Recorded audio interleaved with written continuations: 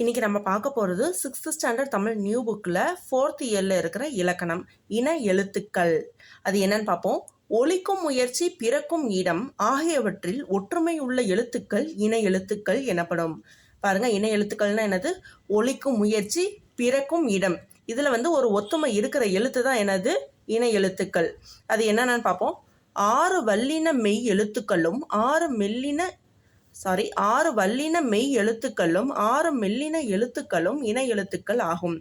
வல்லின எழுத்துக்கும் மெல்லின எழுத்துக்களும் இன எழுத்துக்கள்னு சொல்லியிருக்காங்க.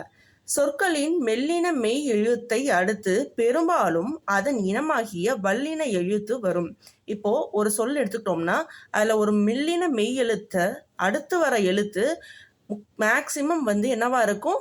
வல்லின எழுத்தா இருக்கும். அதுக்கு எக்ஸாம்பிளும் கொடுத்துருக்காங்க பாருங்க. திங்கள், இதில் என்னது? இங்குன்றது ஒரு மெல்லின எழுத்து, க அப்படின்றது ஒரு வல்லின எழுத்து. அதே மாதிரி நிறைய எக்ஸாம்பிள் கொடுத்துருக்காங்க பாருங்க. மஞ்சள், இஞ்சுன்றது ஒரு மெல்லின எழுத்து, ச அப்படின்றது ஒரு வல்லின எழுத்து. அதே மாதிரி மண்டபம், இன்றது ஒரு மெல்லினம், டான்றது ஒரு வல்லினம். அதே மாதிரி சந்தனம், அம்பு, தென்றல் பார்த்துக்கோங்க. அடுத்து இடையின எழுத்துக்கள் 6ம் ஒரே இனமாகும். இடையின எழுத்துக்கள் இந்த 6 இருக்குல்ல, எரல வளலன்னு சொல்லுவோம்ல, இது 6மே ஒரே இனமா இருக்கும். மெய்யெழுத்துக்களை போலவே உயிர் எழுத்துக்களிலும் இன எழுத்துக்கள் உண்டு. மெய் எழுத்துல இப்ப பார்த்தோம்ல, மெல்லின எழுத்தை அடுத்து வர்றது வல்லினமா இருக்கும். இடையின எழுத்துக்கள் 6மே ஒரே இனமா இருக்கு. அதே மாதிரி உயிர் எழுத்துக்களிலும் இன எழுத்துக்கள் இருக்கு. உயிர் எழுத்துக்களில் குறிலுக்கு நெடிலும் நெடிலுக்கு குறிலும் இன எழுத்துக்கள் ஆகும். உயிர் எழுத்துக்கள்ல குறிலுக்கு நெடிலும் நெடிலுக்கு குறிலும் இன எழுத்துக்கள் ஆகும். இப்ப பாருங்க, குறில் எழுத்தில் இல்லாத, அதாவது நம்ம என்ன சொல்லுவோம்? ஆ அப்படின்னா அ, ஈ அப்படின்னு சொன்னோம்னா இ. இந்த மாதிரி குறில் நெடில்னு பிரிச்சிருப்போம். ஆனா குறில் எழுத்து துணையா இல்லாத ஐக்கு எந்த எழுத்து துணையா வரும்னா ஈ. ஐக்கு ஈ வரும், அவ்வுக்கு ஊ வரும்.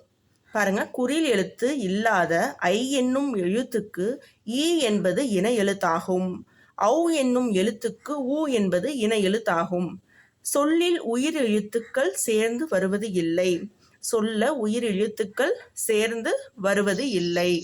அடுத்து அளப்படையில் மட்டும் நெடிலை தொடர்ந்து அதன் இனமாகிய குறில் எழுத்து சேர்ந்து வரும். சாதாரணமாக இருக்க சொல்ல வராது, ஆனால் அளப்படையில் மட்டுமே நெடிலை தொடர்ந்து அதன் இனமாகிய குறில் எழுத்து சேர்ந்து வரும். பாருங்க, ஓதல், தூம், தலையி, ஓ, அதோட குறில் எழுத்து ஓ வந்திருக்கு. தூ, இத்து கூட்டல் ஊன்னு பிரிப்போமா? அந்த ஊக்கு குறில் எழுத்து என்னது? ஊ. தலையி, தலியி, லீ, இல்லு குட்டல் ஈ அப்படின்னு பிரிப்போமா? அந்த ஈயோட இன எழுத்து குறில் ஈ வந்திருக்கா? அதுதான். இப்போ மெய்யெழுத்துல மெய்யெழுத்துல மெல்லின மெய்யெழுத்துக்கு அடுத்து வல்லின மெய்யெழுத்து வரும். இடையின எழுத்துக்கள் 6ம் ஒரே இனம். அதே மாதிரி உயிர் எழுத்துக்கள்ல நெடிலுக்கு துணையா அதோட இனமான நெடிலுக்கு இனமா அதோட குறில் எழுத்துக்கு வரும். ஆயுத எழுத்துக்கு மட்டும் இன எழுத்துக்கள் இல்லை. ஆயுத எழுத்துக்கு மட்டும் என்னது? இன எழுத்துக்கள் இல்லை. தேங்க்யூ.